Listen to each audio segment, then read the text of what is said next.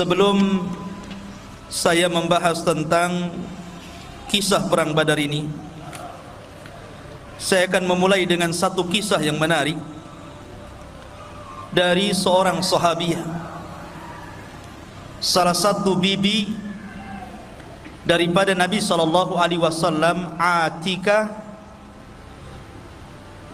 bintu Abi Talib bintu Abdul Muttalib. Masyarul muslimin yang dimuliakan Allah Subhanahu wa taala, kita tahu bahwa disebutkan dalam sebuah riwayat yang sahih tentang kisah mimpinya Atikah radhiyallahu anha. Jadi suatu ketika, ikhwah fillah muliakan Allah Subhanahu wa taala, Atikah ini bermimpi dengan mimpi yang sangat aneh sekali. Dalam mimpinya diceritakan, tiba-tiba datang seorang laki-laki menunggang unta dengan badan yang kecapean, keletihan dan compang-camping. Tiba-tiba dia berteriak di atas bukit, memanggil-manggil seluruh orang-orang Quraisy. Laki-laki ini mengatakan, "Infiru ya ahlal ghudur ila masari'ikum fi thalath." Apa katanya? Keluarlah kalian, larilah kalian menuju tempat kehancuran kalian dalam tempo 3 hari. Ketika itu Atikah bermimpi dan menceritakan mimpinya kepada saudaranya Abbas bin Abdul Muttalib. Dia mengatakan, "Wahai Abbas, semalam aku bermimpi aneh. Tetapi saya minta syarat kepadamu agar jangan kau ceritakan mimpi ini kepada siapapun. Karena kalau seandainya orang-orang Quraisy tahu, maka jangan-jangan mereka akan menyakiti aku dan keluargaku." Kemudian Abbas pun mengatakan, "Mimpi apa itu?"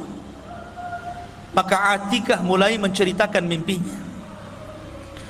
Kata Atikah radhiyallahu anha, dia mengatakan bahwa dalam mimpiku datang seorang laki-laki dari arah yang jauh, datang kepada penduduk Mekah, kemudian berteriak dan mengatakan, "Infiru ila masari'ikum fi thalath." Larilah kalian menuju tempat kehancuran kalian dalam 3 hari. Dia menyebutkan 3 kali. Kemudian setelah itu orang ini menunggang unta dan naik ke atas bukit Abi Kubais. Bukit Abi Kubais ini sekarang menjadi istana. Dari Mekah nampak istana raja. Naik dia ke situ. Kemudian di atas bukit dia berteriak lagi dengan teriakan yang sama, "Wahai penduduk Quraisy, larilah kalian ke tempat kehancuran kalian dalam 3 hari." Setelah itu kemudian unta ini menendang batu. Kemudian batunya menggelinding ke bawah, sampai di bawah hancur batu ini, dan setiap kepingannya kemudian melesat. Tidak ada satupun rumah dari rumah-rumah Quraisy melainkan lesatan kerikilnya masuk ke dalamnya. Kemudian turun dia. Setelah turun, naik ke atas Ka'bah. Cemana itu unta naik ke atas Ka'bah? Ini kan mimpi. Namanya mimpi bisa saja kan. Kalau kenyataan unta kan nggak bisa loncat, apalagi Ka'bah tinggi. Mimpi, kayak antum mimpi bisa terbang. Kemudian di atas Ka'bah ngomong lagi, infiru ya ahlal ghudur ila masari'ikum fi thalath. Larilah kalian, wahai orang-orang yang berkhianat, maksudnya orang-orang Quraisy, ke tempat kehancuran kalian dalam 3 hari ini. Abbas ketika mendengar mimpi ini aneh, ada apa ini? Maka Abbas pun mengatakan dan berjanji untuk tidak menghabarkan kepada siapapun. Kemudian suatu ketika Abbas ini berjalan, di tengah jalan berjumpa dengan Utbah bin Rabi', orang yang paling memusuhi Nabi SAW. Kemudian dia mengatakan, ya Utbah, kemari kamu. Ada apa wahai Abbas? Kemari. Aku mendengarkan dari saudariku Atika sebuah mimpi, tapi syaratnya jangan kau ceritakan ya. Ini khusus kamu dan saya saja.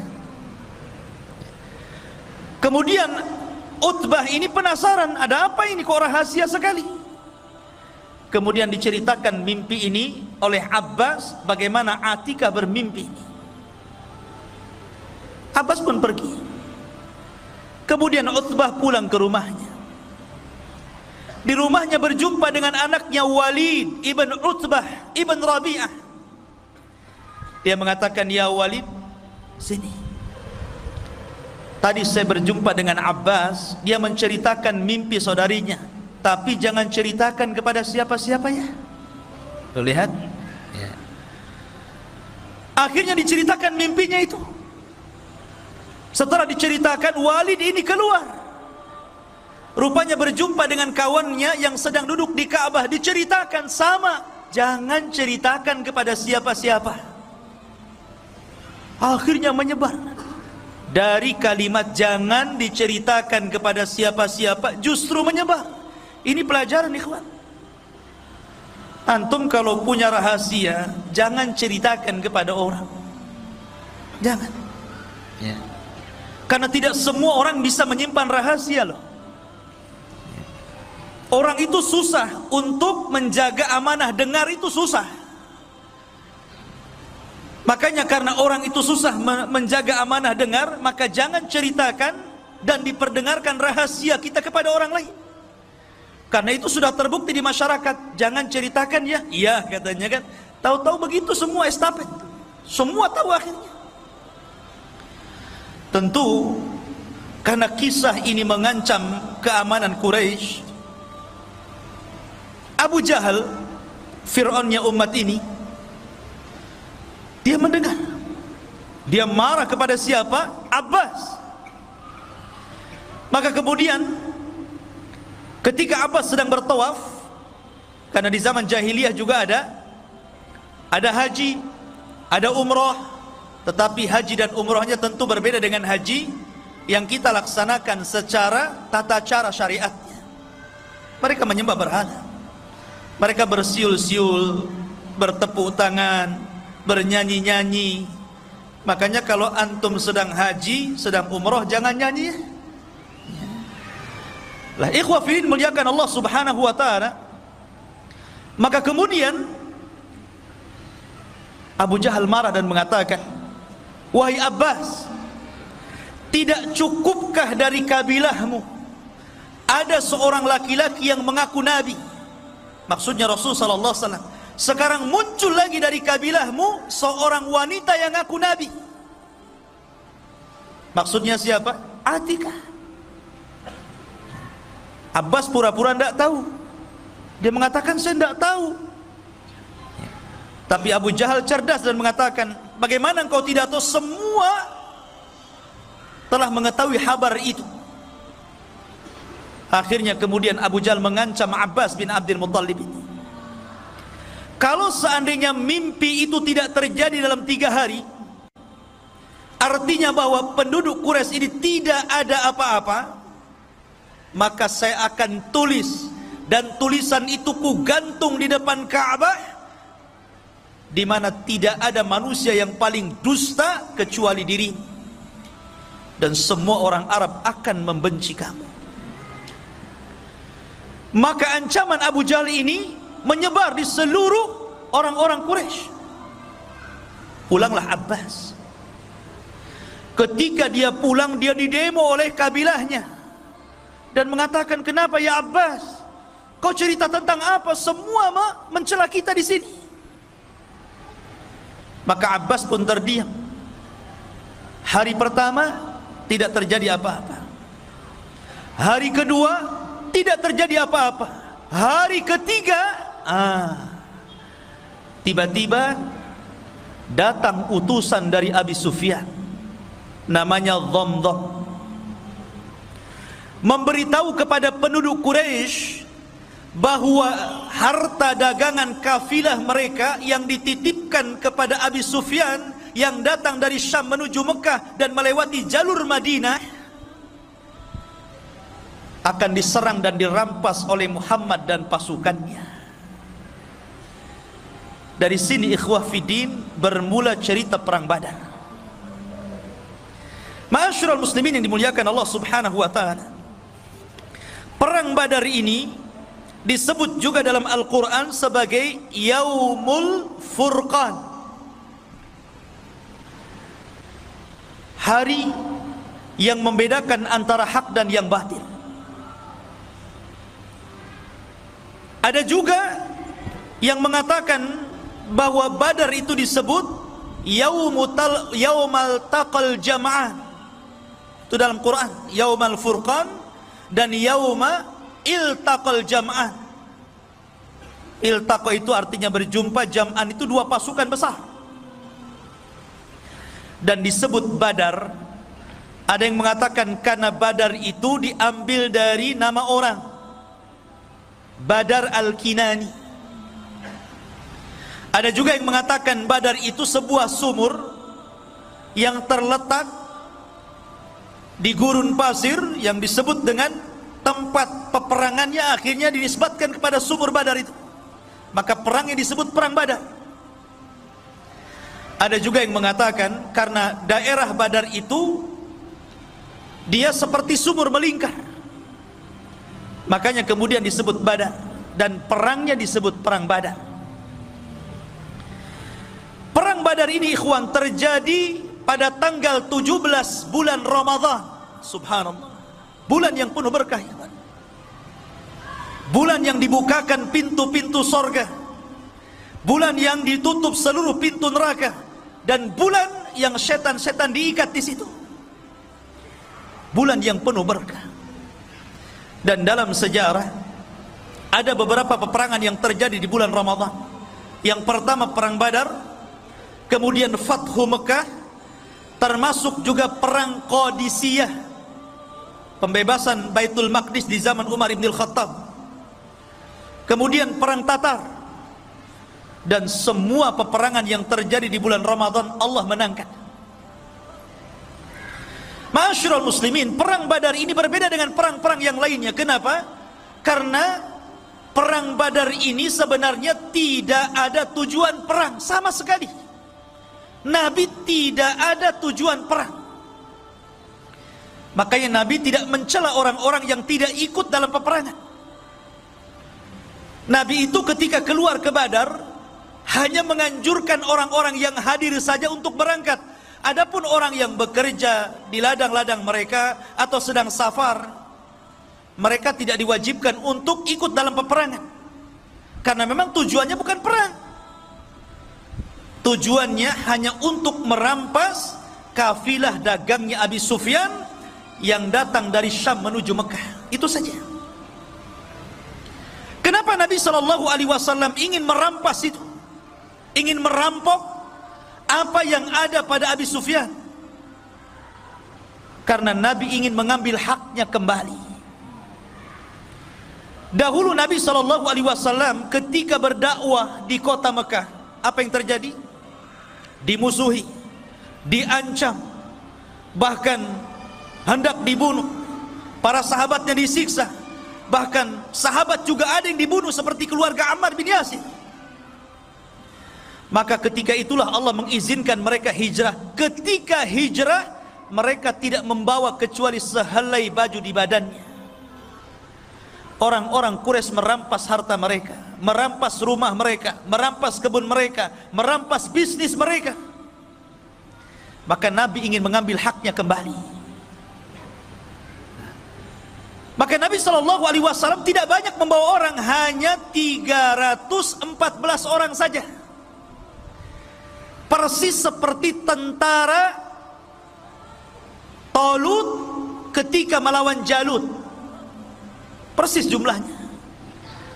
Dan perang Talut ketika melawan Jalut pun terjadi di bulan Ramadan, dan jumlahnya sama itu ya. Jumlah tentara Talut 314, jumlah tentara Rasul yang ke Badar sama 314 orang, dengan 2 kuda, hanya 2 kuda saja, dan 3 unta. Itu pun untanya gantian tuh. Disebutkan bahwa Nabi SAW menunggang unta bertiga gantian.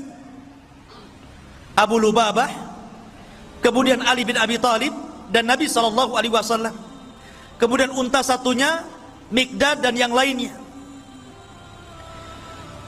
Jadi bolak-balik gantian, karena Badar itu cukup jauh juga, berkilo-kilo dari Madinah. Lah ketika itu Nabi SAW justru yang lebih banyak jalan dibandingkan naik. Nah, lihat, harusnya Nabi itu lebih banyak menunggang dibandingkan berjalan, kan? Itulah sosok pemimpin, ikhwan. Ketika itu Ali dan Abu Lubabah malu, masa Nabi jalan kaki, saya naik unta.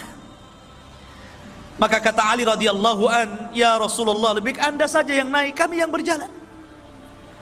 Maka Rasul mengatakan, ya Ali, kalian tidak lebih kaya pahala dibandingkan diriku, dan kalian tidak lebih kuat fisiknya dibandingkan diriku. Sudah, naik saja. Ma'asyiral muslimin yang dimuliakan Allah Subhanahu wa ta'ala. Maka ketika Nabi SAW bergerak, kemudian mengutus orang untuk memeriksa kafilah itu tentang benar dan tidaknya, akhirnya Rasul mendapatkan kepastian bahwa kafilah Abu Sufyan telah bergerak dari Syam. Abu Sufyan ini tidak bodoh, orang cerdas ya. Ketika dia mendengar isu bahwa dia akan diserang oleh Rasul dan pasukannya, dia pun mengutus orang untuk mengecek ke Badar. Tidak puas, dia cek sendiri. Sampai di Badar gak ada orang, kecuali orang-orang yang memang tinggal di situ, beberapa orang saja. Kata Abu Sufyan kepada orang-orang yang tinggal di Badar, ada nggak pergerakan-pergerakan atau orang-orang ramai yang menuju ke sini? Orang situ tidak tahu. Karena Nabi SAW dalam setiap peperangan selalu menggunakan taktik tawari. Tawari itu artinya, pamannya nih, dari sini ke Batam Center harusnya melewati jalan yang harusnya dilalui jalan besar, tapi dia mungkin belok ke Bengkong dulu sana. Itu namanya tawari. Setiap peperangan Rasul seperti itu, kecuali 2 peperangan. Pertama perang Badar, yang kedua perang Tabuk. Itu betul-betul dilalui dalam jalan aslinya. Kenapa Nabi di perang Badar tidak tawari? Karena Allah sudah menjanjikan kemenangan.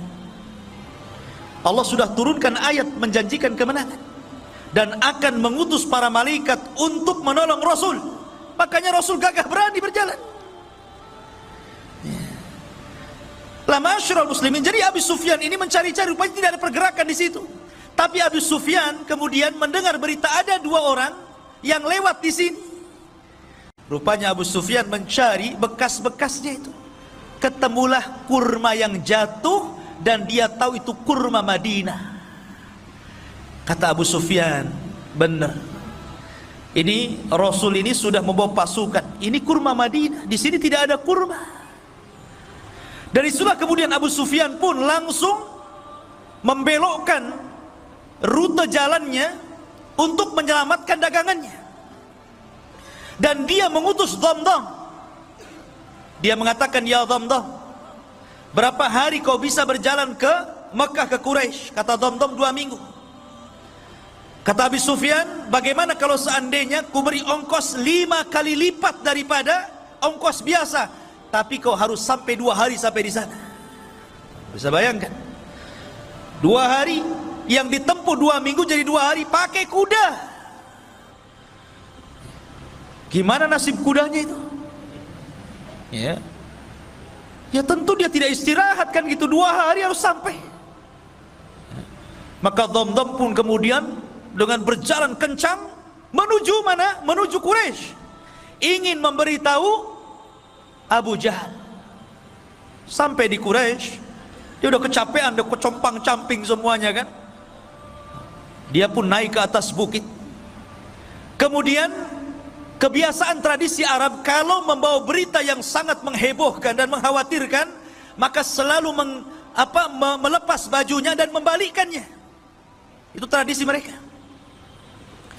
Kemudian dia berteriak-teriak dan mengatakan, sesungguhnya dagangan-dagangan kalian yang dibawa Abu Sufyan terancam dan dia tidak bisa mempertahankan karena dia sendirian. Maka mendengar bahwa harta-harta mereka akan dirampas Rasul dan para sahabatnya, maka Utbah dan Abu Jahal, Fir'aunnya umat ini, langsung bergerak mengumpulkan seluruh orang-orang Quraisy dan memaksa untuk keluar semuanya. Tidak boleh satu pun yang tinggal. Kalaupun dia tidak ikut dalam perang, minimalnya dia harus menggantikan dan membayar orang sebagai gantinya. Ketika itu ada kisah Umayyah ibn Khalaf. Umayyah bin Khalaf ini sudah tua, badannya gemuk, ya tidak segemuk saya lah ya, gemuk. Dia minta uzur, tidak mau berangkat gitu kan. Kenapa? Karena sebelumnya ada tokoh syair, tukang penyair, tokoh paling hebat, tukang syairnya Arab ya. Dia mengatakan, kalau kalian tetap keluar membantai Muhammad dan pasukannya, sama saja kalian membantai anak dan saudara kalian. Bukankah mereka adalah kerabat-kerabat kalian juga di sini? Lebih baik sudah tinggal di sini. Tapi Abu Jahal mengatakan tidak. Kita akan berangkat, kita akan bunuh Muhammad dan pasukannya. Setelah itu kita akan bernyanyi, kita akan minum khamar, dan kita akan rayakan kemenangannya. Dan tidak ada yang bisa untuk menakut-nakuti Arab setelah ini.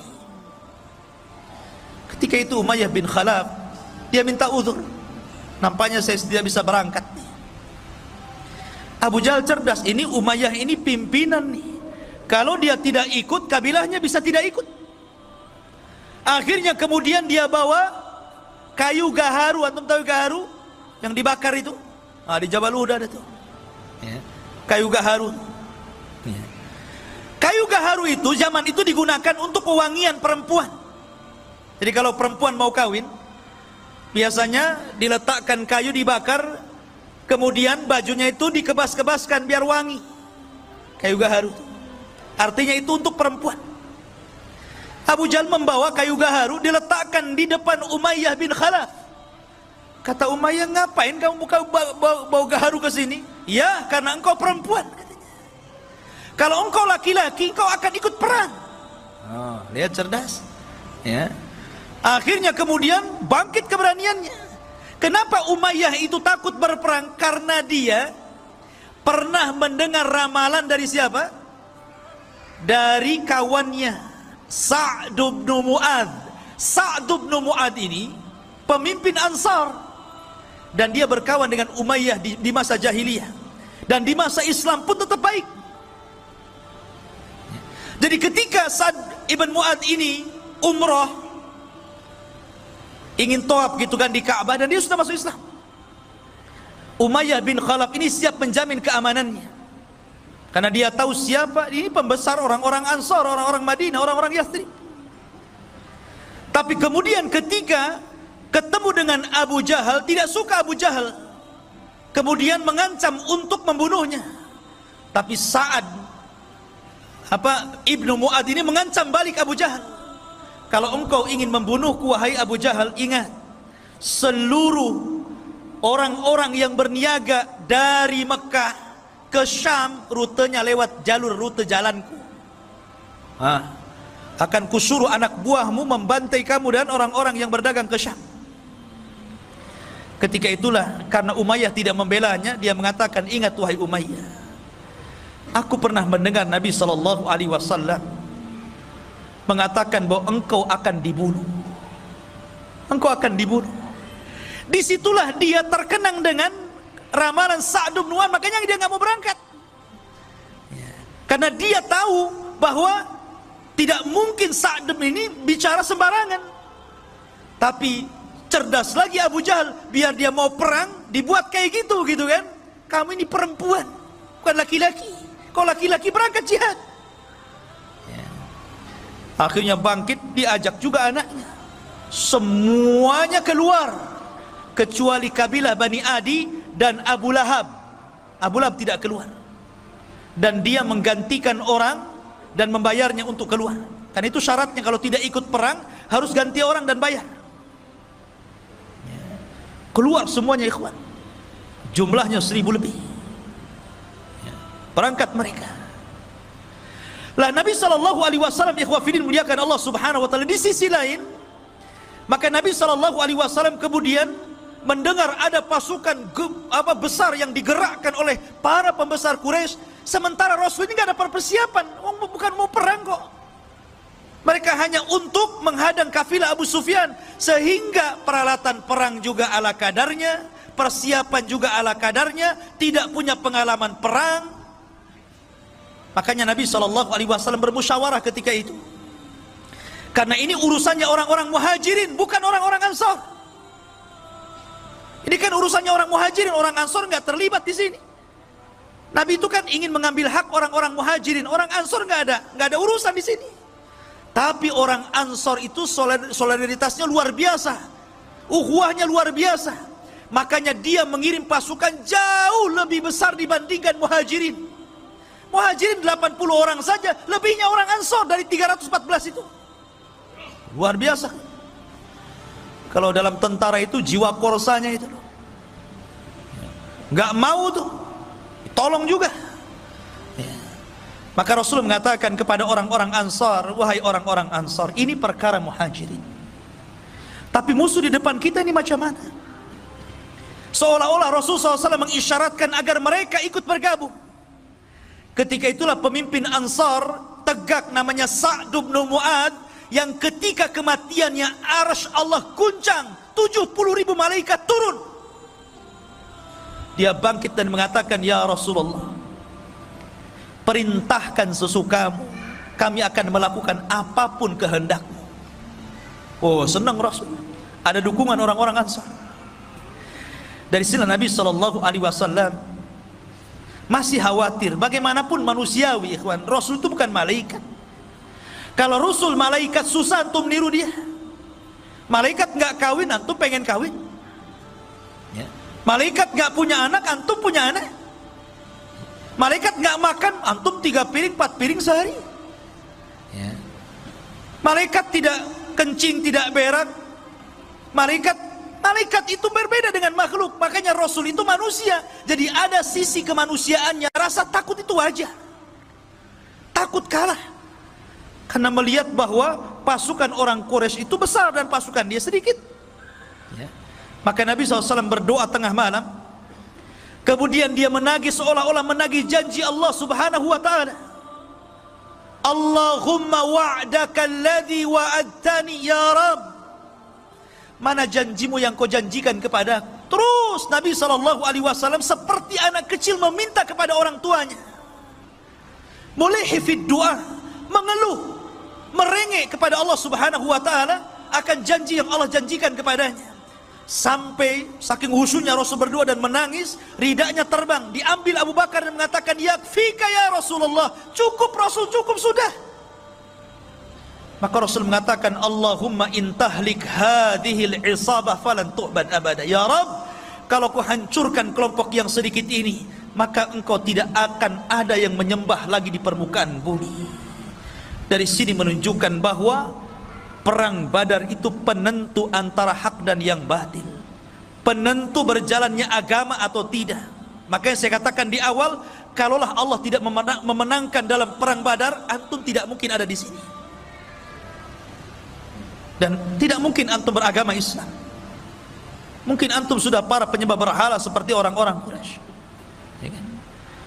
Ma'asyiral muslimin yang dimuliakan Allah Subhanahu wa taala, dari situlah kemudian Nabi sallallahu alaihi wasallam diwahyukan dan dijanjikan dengan apa?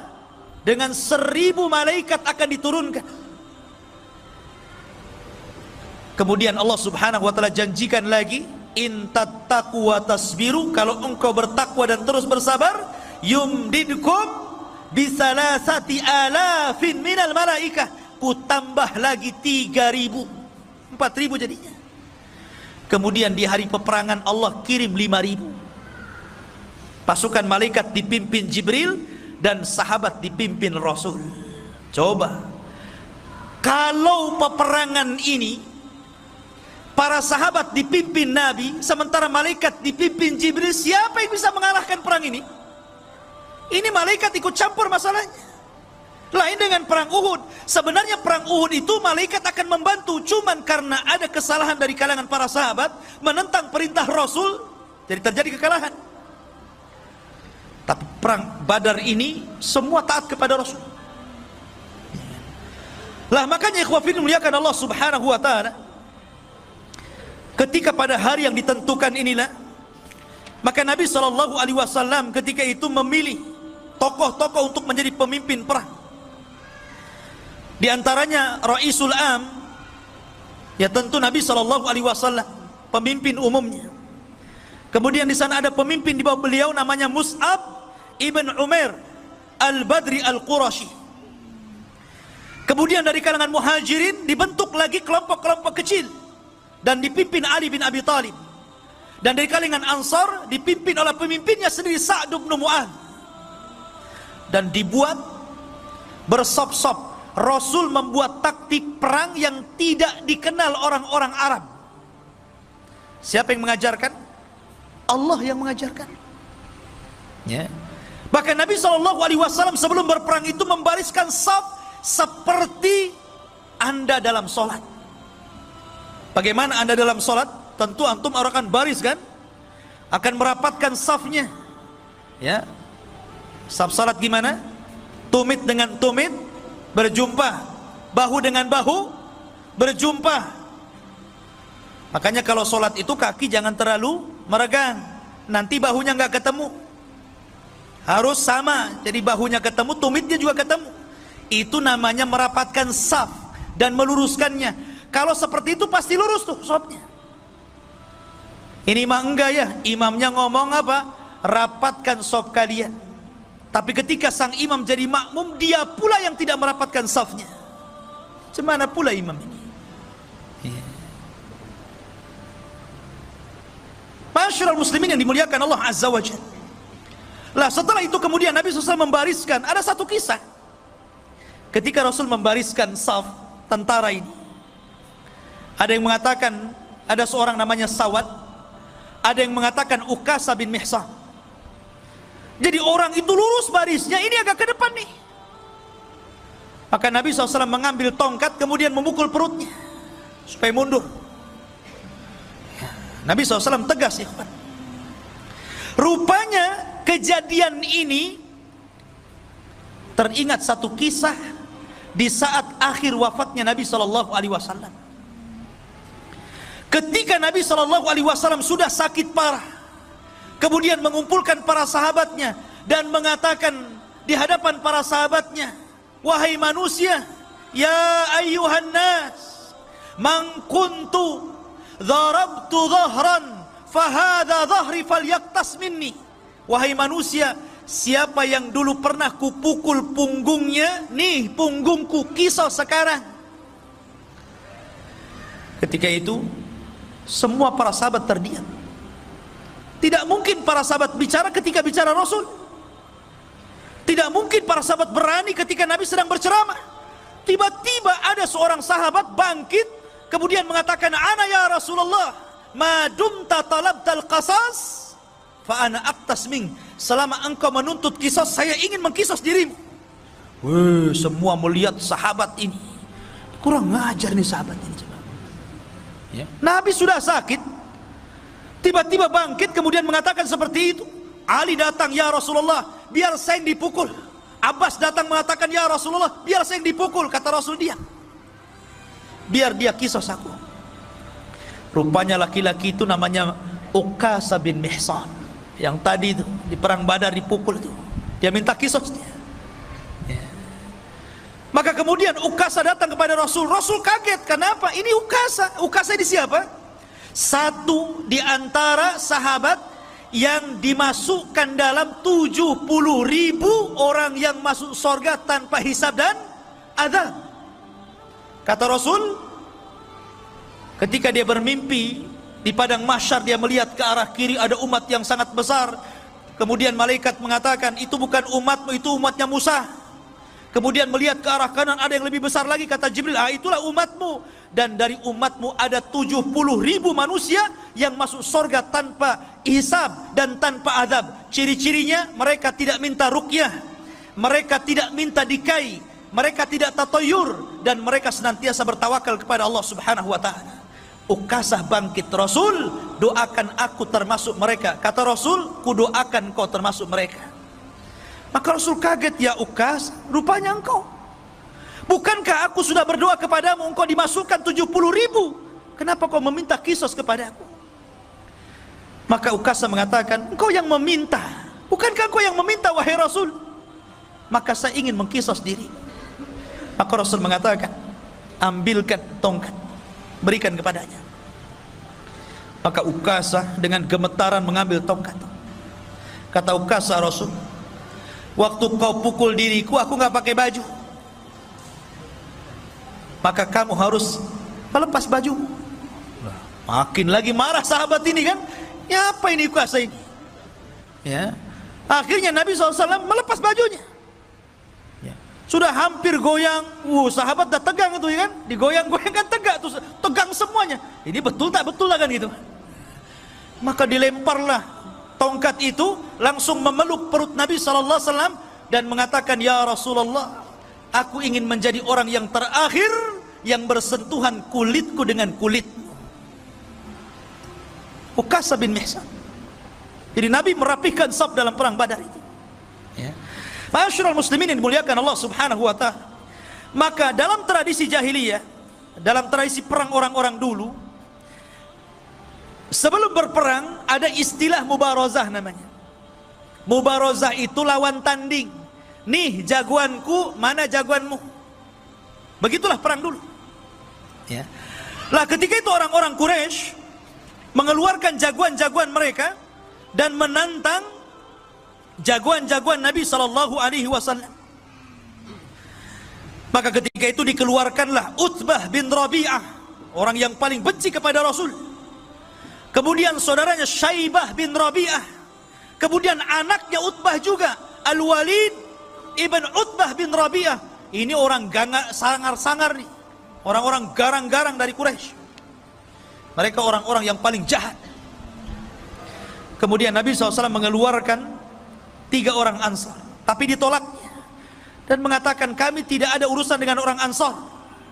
Kami ingin keluarkan jagoan kalian dari Muhajirin. Maka Nabi SAW ketika itu memilih 3 orang. Hamzah, Asadullah, singa Allah, Sayyidus Syuhada, pemimpinnya para syuhada di sorga, dikeluarkan untuk melawan Syaibah bin Rabi'ah. Kemudian Rasul memerintahkan Ali bin Abi Thalib untuk melawan Al-Walid ibn Utbah bin Rabi'ah. Kemudian Rasul mengeluarkan Ubaidah ibnul Harith dan melawan Utbah bin Rabi'ah. Maka terjadilah pergulatan hebat. Hamzah, Asadullah, sekali tebas saja matilah Syaibah. Kemudian melihat Ali kewalahan melawan Utbah, dibantunya ditebas lagi, meninggal Utbah.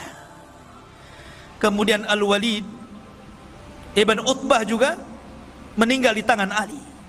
Cuman Ubaidah ibn al-Haris ketika dia bergulat dengan Utbah ini memang agak sengit, saling bacok-bacokan ya, kayak orang carok gitu ya. Sehingga lukanya ini menjadikan dia tidak tahan lama hidup. Kemudian dia meninggal dan Rasul mengatakan, asyhadu annaka syahid ya Ubaidah, saya bersaksi engkau telah menjadi syahid. Maka ketika jagoan-jagoan mereka kalah dan meninggal, marah Abu Jahal. Dari setelah kemudian Abu Jahal menggerakkan pasukannya. Mereka tidak paham bagaimana Allah sudah mengajarkan taktik perang. Bahkan mereka tidak tahu bahwa di belakang pasukan Rasul ada 5.000 malaikat, dipimpin oleh Jibril, menggunakan kuda putih, dan dilihat oleh orang-orang kafir dan tidak dilihat orang-orang yang beriman. Jadi yang melihat hanya orang kafir saja. Orang yang beriman tidak tahu. Bahasanya antum baru nyabut golok, kepala orang sudah melayang gitu. Enak nggak kalau perang kayak gitu? Antum baru ngambil pedang gitu kan, kepalanya sudah melayang. Makanya Allah mengatakan, wa ma ramaita id ramaita walakinnallaha ramah. Ya. Ketika engkau melempar, wa ma ramaita, tidaklah engkau melempar. Ketika engkau melempar, ketahuilah bahwa Allah sesungguhnya yang melempar dia. Karena ketika itu kuda yang ditunggangi Jibril ini menebarkan debu, dan debu itulah masuk ke mata-mata orang-orang kafir Quraisy ini, sehingga mereka kesulitan untuk memandang.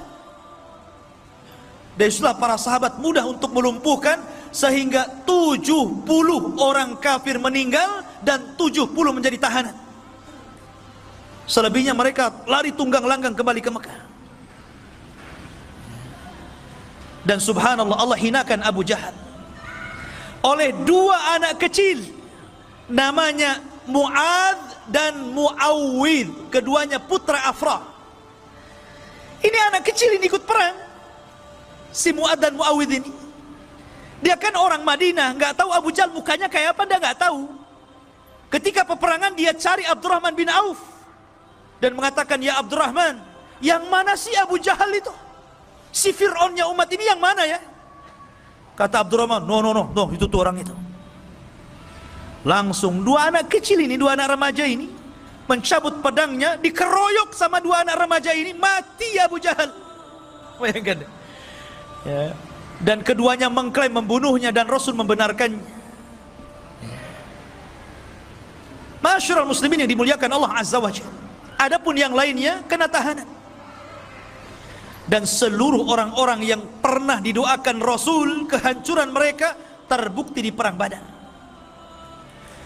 Ketika Nabi SAW di awal-awal dakwahnya, ikhwan, Nabi SAW diejek oleh Abu Jahal dan mengatakan, siapa yang berani meletakkan salah jazur, kotoran unta yang masih berdarah itu, di pundak Muhammad yang sedang sujud di Ka'bah, ku beri dia hadiah. Berdirilah siapa? Uqbah bin Abi Mu'aid. Ini orang yang paling jahat. Dulunya pengagung Rasul, tapi karena perkawanan yang salah, akhirnya jadi balik, jadi jahat. Ingat, kawan itu yang baik, ikhwan. Uqbah bin Abi Mu'aid ini dulu penggemar Rasul. Walaupun Rasul itu seorang nabi dan agamanya berbeda, tapi karena dia seorang penyair, dia suka kalau Rasul itu melantunkan Quran. Ya.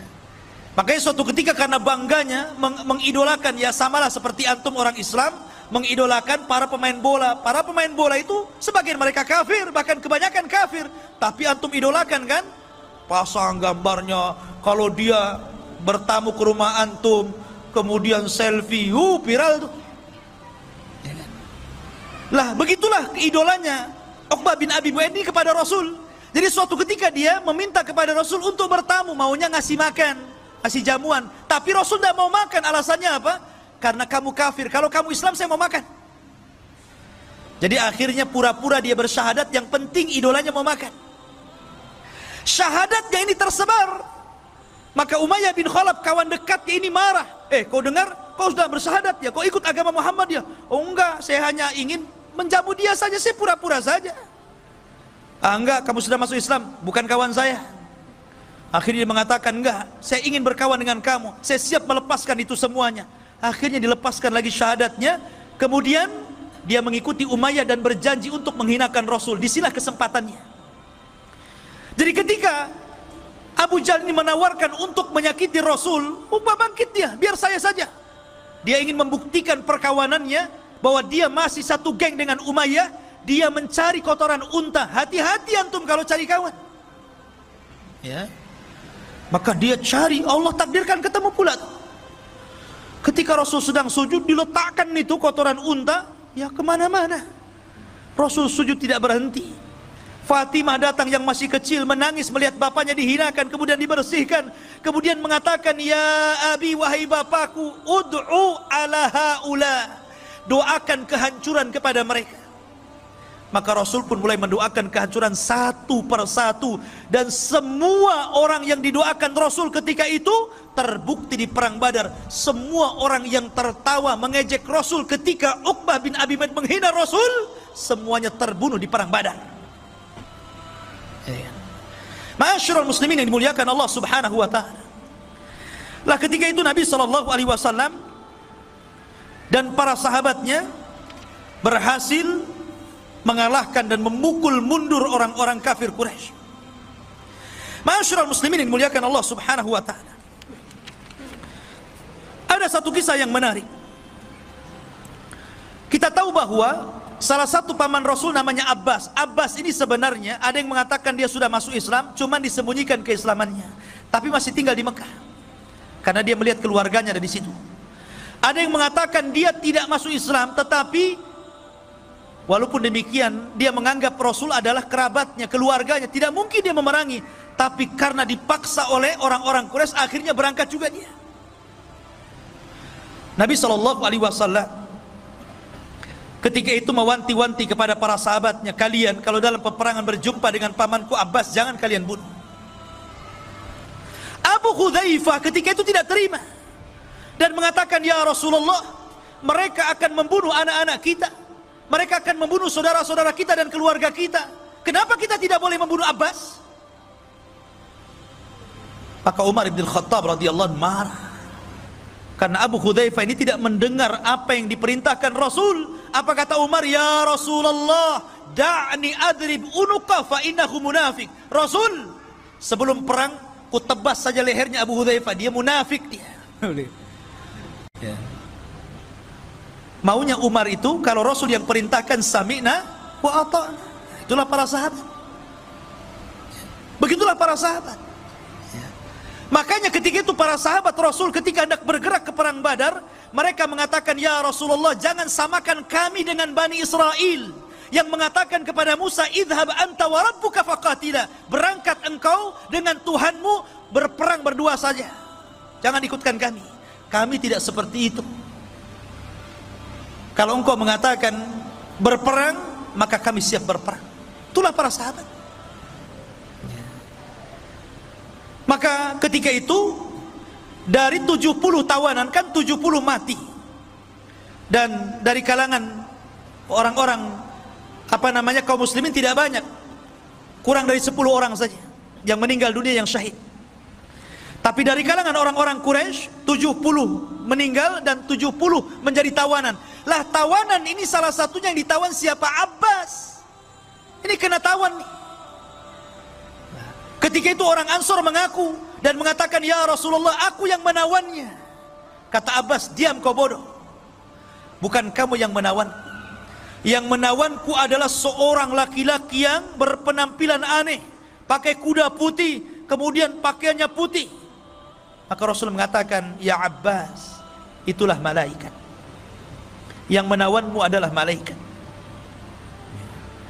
Lah ma'asyiral muslimin yang muliakan Allah Azza wa Jalla, akhirnya kemudian Abbas ini dirantai, sebagai tawanan dirantai, tidak boleh lepas lagi, nanti kabur dia kalau nggak dirantai. Ya, yang dijeruji saja bisa manjat, apalagi di rantai saja kan. Abbas ini karena kesakitan, karena namanya dirantai gitu kan, kesakitan. Jadi tengah malam dia, namanya orang kesakitan pasti akan yasruh, ya, pasti akan mengeluarkan suara sakit, aduh gitu kan. Lah Rasul ini mendengar suara aduhnya Abbas bin Abdul Muttalib, namanya pamannya sendiri, dan sudah dianggap keluarga paling dekat, paman yang dicintainya. Dia tidak tahan dengan suara yang keluar dari lisan Abbas yang kesakitan itu, sehingga dia tidak tidur sama sekali. Dia sedih melihat Abbas. Tapi Nabi SAW seorang manusia yang adil, ikhwan, yang sangat adil, dan keadilannya harus dicontoh oleh seluruh para pemimpin yang hendak jadi pemimpin. Walaupun dia pamannya, tidak lantas kemudian karena dia kesakitan dia datang, "Dah, kamu itu paman saya lepas saja," kan begitu. Enggak, dibiarkan. Cuman Rasul merasa merana saja. Di pagi harinya itulah dia mengumpulkan para sahabat Rasul. Kemudian dia berceramah, "Demi Allah, semalam aku mendengar suara Abbas kesakitan, dan aku tidak tenang dan aku tidak tidur sampai hari ini." Maka melihat kesedihan Nabi SAW, sahabat mengatakan, "Ya Rasulullah, kalau memang engkau berkehendak untuk kami memaafkannya, kami akan maafkan dia. Kalau engkau berkehendak, engkau ingin melepaskan dia, kami lepaskan." Tuh, lihat para sahabat bagaimana memahami perasaan Nabi SAW. Tetapi Nabi SAW sekali lagi adalah manusia yang adil. Tidak mungkin dia lepaskan tawanan. Jangankan lagi Abbas, ketika ada seorang wanita dari Makhzumiyah mencuri, kemudian didatangkan kepada Nabi SAW. Ali datang kepada Rasul, "Ya Rasul, maafkan sajalah wanita itu." Kemudian Abbas juga datang, "Ya Rasul, maafkan saja." Akhirnya sampai meminta Usama yang lembut, anak angkat Rasul, biar Rasul maafkannya.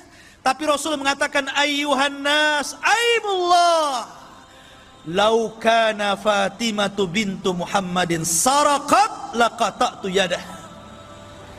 Wahai manusia, demi Allah, kalaulah putriku Fatimah bintu Muhammad mencuri, aku yang akan potong tangannya. Lihat bagaimana keadilan Rasul. Makanya kemudian mengatakan kepada Usama, "Ya Usama, jangan kau uji diriku ya. Sesungguhnya hancurnya umat terdahulu apabila orang-orang mulia mencuri, maka ditinggalkan hukum hudud. Tapi apabila orang-orang lemah yang mencuri, maka mereka menegakkan hukum hudud." Rupanya sabda Rasul ini menjadi kenyataan hari ini. Kalau para pejabat yang mencuri, para koruptor-koruptor itu enak ya, penjaranya jaga enak. Enak nggak tuh penjaranya itu? Enak gitu kan. Tapi coba kalau yang nyuri itu orang-orang rendah gitu, nyuri nasi bungkus dikejar, dibakar sama ban. Masyarul muslimin yang dimuliakan Allah Subhanahu wa ta'ala. Intinya bahwa Nabi SAW membiarkan Abbas, kata Rasul, tidak, biarkan dia terikat. Dan jangan lepaskan siapapun kecuali dia bayar tebusan. Walaupun Abbas, dia harus bayar tebusan. Itulah keadilan, harus ditegakkan, tetap harus ditegakkan, tidak bisa. Ya. Masyarul muslimin yang dimuliakan Allah Subhanahu wa ta'ala. Adapun Al-Haris ini saudara Abu Jahal, dia lari. Padahal Al-Haris ini orang yang paling berani di kota Mekah, orang yang paling kuat dia. Tapi dia melihat peperangan yang rasanya tidak mungkin menang, lari dia, takutan. Maka dikejar oleh Hasan ibn Thabit, seorang penyair Rasul, kondang penyair Rasul. Ya, penyair karena di zaman itu media dengan syair. Belum ada YouTube, belum ada Instagram, belum ada WA, nggak ada. Pakai syair. Dikejar sama Hasan, kemudian Al-Haris pun dibunuh di tengah jalan. Ya. Adapun Umayyah bin Khalaf lain lagi ceritanya. Umayyah bin Khalaf ini kawannya Abdurrahman bin Auf, baik dalam semasa jahiliyah ataupun ketika Abdurrahman bin Auf sudah masuk Islam, itu masih berkawan tuh, masih rekan bisnis. Ya, antara Umayyah bin Khalaf dengan siapa? Dengan Abdurrahman bin Auf. Tapi Umayyah ini tidak suka memanggil Abdurrahman. Dulu Abdurrahman bin Auf itu namanya Abduddar namanya. Setelah dia masuk Islam, diganti namanya menjadi Abdurrahman. Orang-orang musyrik Arab itu tidak suka dengan nama Abdurrahman. Makanya dia mengatakan kepada Abdurrahman, "Ya Abduddar." Tapi Abdurrahman tidak mau nengok, nggak suka nama itu nama jahiliyah. Makanya antum kalau punya nama yang tidak bermakna, apalagi namanya aneh-aneh gitu kan. Ada namanya Jahannam gitu kan. Apa ini antum kasih nama Jahannam? Gantilah. Ya. Jadi dia nggak suka. Akhirnya kemudian kata Umayyah, wahai Abdaddar, kalau aku panggil dirimu Abduddar, kau tidak suka. Tapi kalau engkau berkehendak dipanggil Abdurrahman, aku yang tak suka. Ya. Sekarang ku panggil saja dirimu Abdul Ilah. Baru kemudian karena disebut Abdul Ilah, Abdurrahman menengok. Ya, ada apa wahai Umayyah? Umayyah ini tahanan masalahnya. Ya kan? Kata Umayyah, ya Abdurrahman, kita kan sudah berkawan, sudah CS lah kita ini. Tolong lindungi aku. Kita ini berkawan semasa jahiliyah, kawan bisnis. Maka kemudian Abdurrahman melihat kasihan kepada Umayyah. Dia mengatakan, ya Muhajirin, ya Ansar, Umayyah bin Khalaf atas tanggunganku, aku yang jamin dia. Oh, mendengar itu Bilal gak terima. Karena Bilal itu disiksa oleh Umayyah bin Khalaf. Ingat ceritanya Bilal?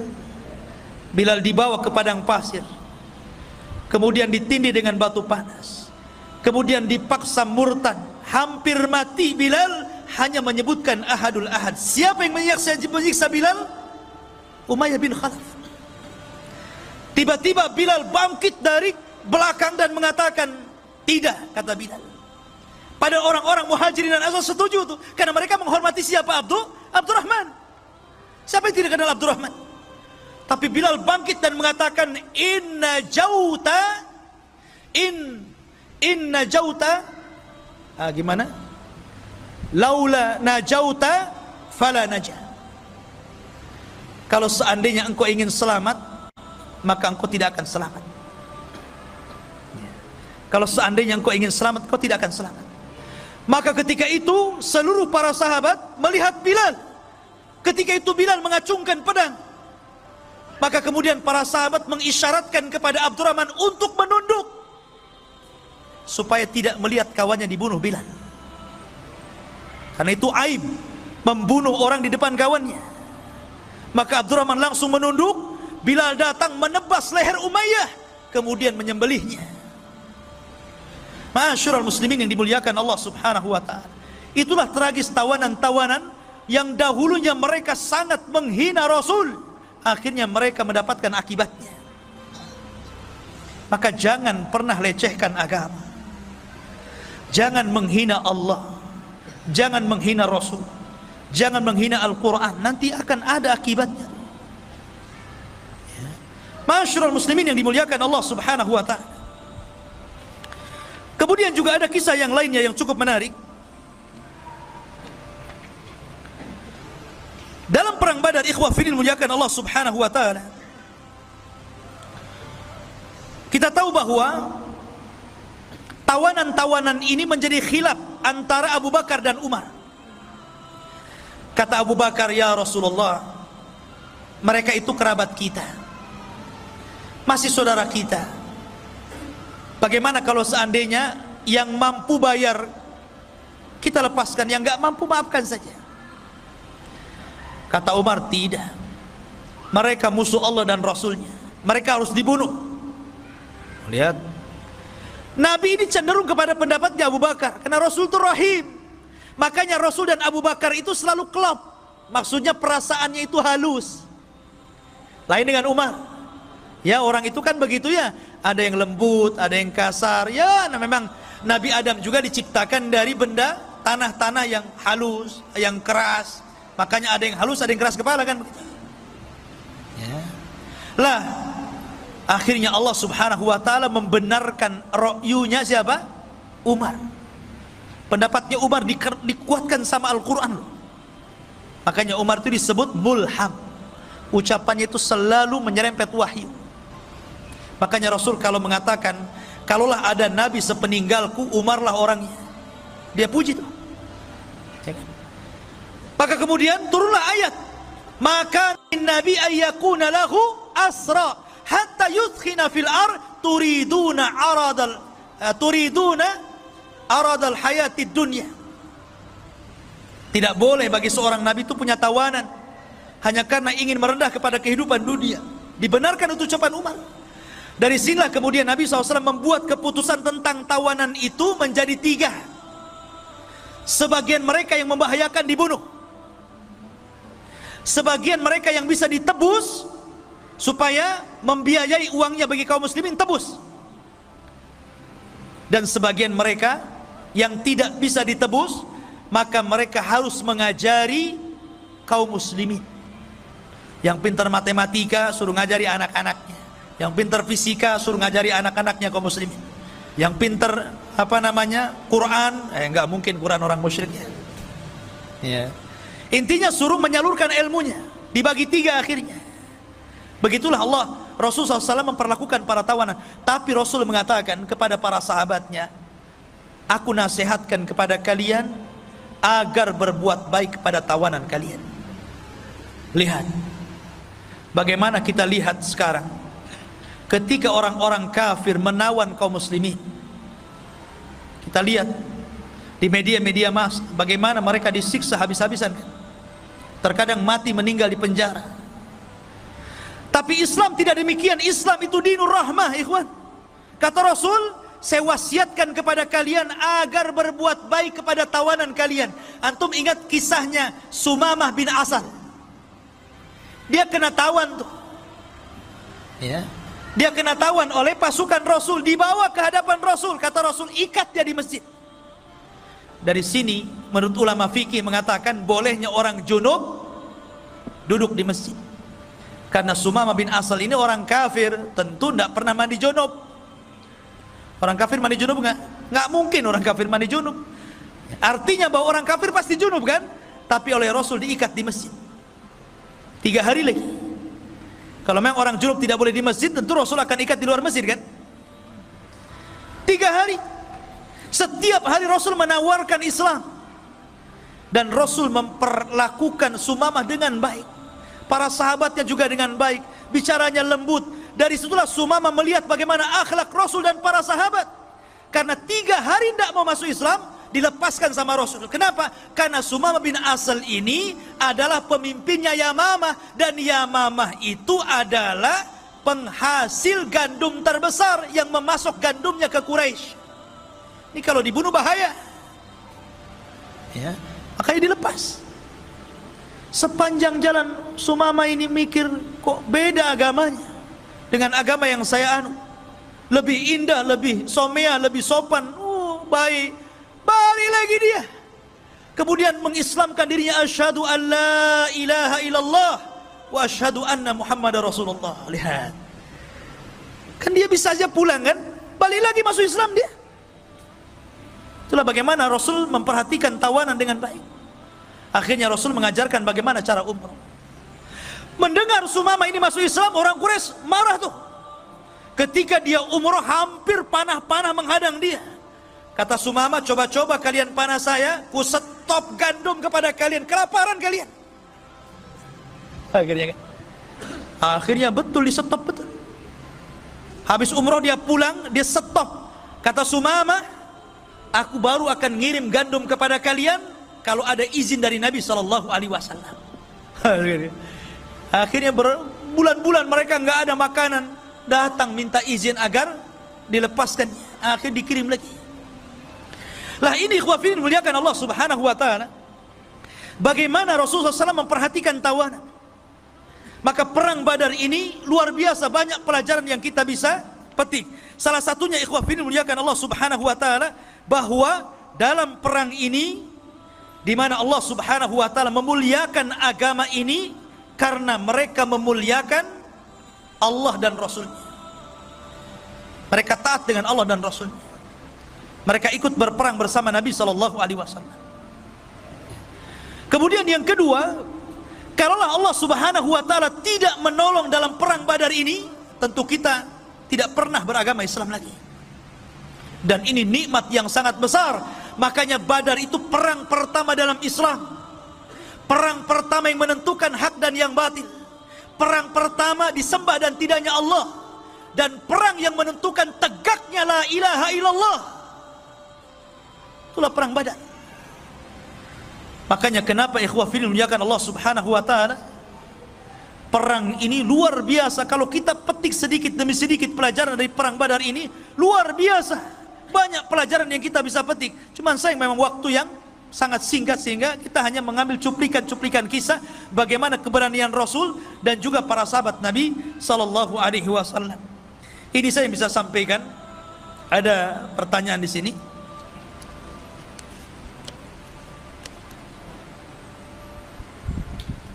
Assalamualaikum Ustaz. Barakallahu fiik wa iyyak. Bagaimana cara Allah menjaga riwayat yang sampai saat ini sedangkan waktu sudah berjalan sangat lama? Semenjak Rasul wafat, banyak kisah-kisah yang Ustaz sampaikan sampai dengan detail ini.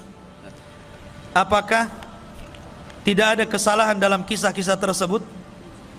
Gimana proses penyampaian riwayat kisah yang Ustaz sampaikan kepada kami? Soalnya ana pernah dengar kisah yang agak berbeda tentang orang yang minta qisas kepada Nabi sallallahu alaihi wasallam. Ya. Ya. Boleh. Iya. Bismillah, alhamdulillah. Tentang riwayat ini memang masih diperselisihkan tentang sahih dan dhaifnya, tentang riwayat Ukasha dan riwayat Sawadi. Akan tetapi saya di sini sedang mengkisahkan sebuah kisah. Makanya kalau antum melihat tentang kitabnya Ibnu Katsir Bidayah wan Nihayah, itu dicantumkan ada yang riwayat yang sahih, ada juga riwayat yang tidak sahih.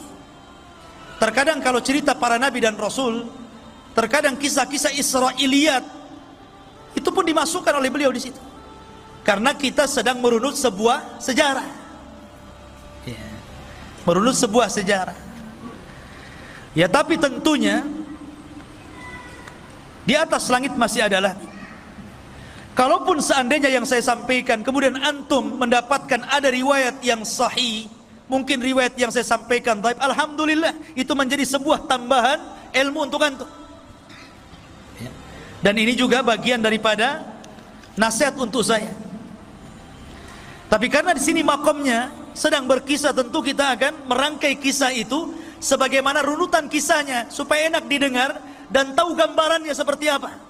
Kalau kita mengkisahkan sesuai dengan hadis-hadis terputus-putus, tentu antum dengarnya juga nggak enak kan gitu. Antum sedang mensyarah sebuah hadis jadinya, bukan sedang mengkisahkan sebuah kisah. Beda ya. Kalau kita belajar hadis, ya tentu kita akan cek dulu tentang riwayatnya ini, namanya apa namanya, kesohihan dan tidaknya. Bagaimana hadis ini pandangan para ulama secara hadisiahnya, baru kemudian diambil hukum-hukum fikihnya kan. Tapi di sini saya sedang menceritakan sebuah kisah.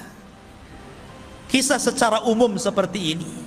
Lah, untuk memperdalam kisah-kisah ini antum bisa baca lagi di buku-buku seperti Bidayah wan Nihayah Imam Ibnu Katsir, atau dalam kitab Rahiqul Makhtum, ya. Kemudian dalam kitab Ibnu Hisham dan kitab-kitab sejarah yang lainnya, antum kembangkan. Sebab kalau antum sudah tahu kerangka kisah, itu kalau antum baca, oh ya saya pernah dengar, ya. Oh seperti ini runutannya, ya. Jadi seperti itu. Sebab kalau seandainya kita ikutkan dengan riwayat-riwayatnya, bagaimana riwayat ini lemah, siapa di dalamnya, kemudian bagaimana pandangan ulama, nggak jadi berkisah ya, jadi mensyarah hadis jadinya, ya. Wallahu a'lam. Taib. Kemudian yang selanjutnya, Ustaz, apakah kami memiliki kesempatan masuk ke dalam golongan 70.000 masuk surga tanpa hisab dan adab? Ya, bisa. Karena Nabi SAW tidak menyebut orangnya, tapi menyebut sifatnya supaya akan ada sampai kiamat dibangkitkan. Yang pertama, sifatnya tidak minta diruqyah, bukan meruqyah atau minta diruqyah, itu tidak boleh. Boleh, tidak ada masalah. Maksudnya tidak minta diruqyah itu kalau tidak darurah. Kecuali kalau darurah, memang antum ini kesurupan atau apa, ada penyakit gitu kan, dan tidak ada jalan kecuali diruqyah, minta ruqyah nggak masalah dan nggak tetap masuk dalam 70.000. Maksudnya itu dia tidak berhajat, tahu-tahu minta diruqyah. Karena kenapa minta diruqyah ini mengeluarkan 70.000 orang yang dijanjikan masuk surga tanpa hisab dan adab? Karena takut mempengaruhi tawakal. Tawakal itu harus kepada Allah. Tapi ketika kemudian antum minta ruqyah, kemudian antum sembuh, nanti antum bergantung kepada ustadz yang meruqyah. Terkadang saking fanatiknya kepada ustadz yang meruqyah, yang ini mantap ustadz ini kalau meruqyah jinnya langsung minggat, yang ini agak seret-seret jinnya. Ya. Jadi tawakalnya kurang, ya, makanya dilarang. Ya. Kemudian yang kedua, tidak minta kai. Kai itu mengobati dengan besi panas. Orang dulu itu kan kalau kena bacok pedang, zaman sekarang kan kalau kena luka kan banyak, ada betadin, ada ini, ada itu kan. Adalah supaya tidak tetanus kan gitu. Zaman dulu kan nggak ada obat-obatan kayak gitu. Maka supaya tidak membusuk, bekas lukanya itu ditancap besi panas. Sama dengan orang yang menghilangkan tato dengan setrika gitu kan. Zaman dulu kan begitu ya. Zaman dulu itu takut kalau punya tato ditangkap masalahnya. Kemudian terkadang mereka disetrika kan. Nggak boleh gitu. Kenapa nggak boleh? Karena dikhawatirkan rasa takutnya melebihi dari rasa takut kepada Allah. Harusnya takut diberikan kepada Allah, jadi takut besi panas jadinya kan. Jadi mengurangi tauhid. Ataupun yang ketiga, tatayur. Antum tidak menjadikan sesuatu yang antum lihat, antum dengar, ya kan? Antum meraba adanya keuntungan atau adanya kerugian dalam sesuatu. Bahasa lain, jangan menganggap sial dengan apa yang antum dengar, antum lihat, atau antum merasakan. Namanya tatayur. Tatayur itu dari burung. Dulu di zaman jahiliyah, kalau mau dagang, mungkin ke arah Syam, tidak ke arah Yaman, maka diterbangkan burung tuh. Kalau burungnya itu ngarah ke Syam, ini beruntung, hoki nih, berangkat nih, burung ini bawa hoki nih. Tapi kalau dia mau berangkat ke Syam, burungnya malah lari ke Yaman, nggak jadi. Ini sial nih. Tatayur namanya. Zaman itu cuman burung saja jadi tatayur. Zaman sekarang macam-macam orang tatayur. Yang pakai burung masih ada ya. Kalau tengah malam ada burung gagak, kuak-kuak gitu kan. Wah, ada orang mati katanya. Ya kan? Kalau dulu zaman saya masih kecil gitu, ada kupu-kupu besar, kupu-kupu sirama-rama gitu kan. Wah, ada menteri masuk rumah nih. Ya. Kemudian kalau ada suara-suara, tangan nih gatal nih sebelah kanan, wah mau dapat duit katanya. Padahal banyak utang. Ya. Ini tatayur namanya. Kadang-kadang angka pula disalah-salahkan. Itu tatayur, itu nggak boleh. Ya. Kemudian yang terakhir, tawakal. Dan tawakal itu tauhid yang paling tinggi. Tawakal itu menyandarkan kepada Allah. Jadi kalau antum punya 4 sifat, masuk di sini. Dari 70.000 manusia yang masuk surga tanpa hisab dan adab. Kemudian pertanyaan ketiga, Assalamualaikum warahmatullahi wabarakatuh. Mengapa tawaran perang Badar tidak dijanjikan budak oleh Rasul? Bukankah tawanan perang diperbolehkan menjadi budak? Mohon penjelasan. Mereka budak tawanan itu. Yang ditebus gak jadi budak lah kan begitu, ditebus. Makanya kata Rasul, seorang anak tidak akan mampu untuk menebus kebaikan orang tua. Walaupun antum bikinkan rumah orang tua itu umpamanya, ya, anggaplah bangunan yang tinggi, flat gitu kan, bangunan yang sangat tinggi. Anggaplah 100 tingkat, saking tingginya sampai mereng begitu kan. Kemudian antum kasih apalagi tanah yang luas, mobil yang mewah, kemudian rumah yang indah. Kemudian antum kasihkan sama orang tua, cukup? Tidak. Tidak bisa. Tidak mungkin antum bisa membalas kebaikan orang tua kecuali satu, kata Rasul. Kecuali kalau orang tua antum menjadi tawanan perang, kemudian jadi budak, antum datang dan menebus, memerdekakan orang tua antum, baru sebanding kebaikannya. Kalau yang ditebus, bebas dia. Tapi kalau yang tidak ditebus tidak bebas, dia jadi budak, makanya suruh ngajari. Mereka tetap jadi budak. Dan sebab perbudakan dalam Islam itu karena kekafiran. Jadi kalau seandainya perang nih, muslim sama kafir, perang syar'i, betul-betul perang, jihad, kemudian orang Islam menawan orang kafir, setelah ditawan masuk Islam, tetap budak dia. Beda kalau sebelum ditawan dia masuk Islam, dia tidak budak. Karena dia masuk Islam sebelum ketangkap. Tapi kalau ketangkap kemudian masuk Islam, tetap budak. Makanya Bilal, dia masuk Islam kan, tapi tetap budak. Setelah dimerdekakan Abu Bakar baru tidak budak. Karena sebab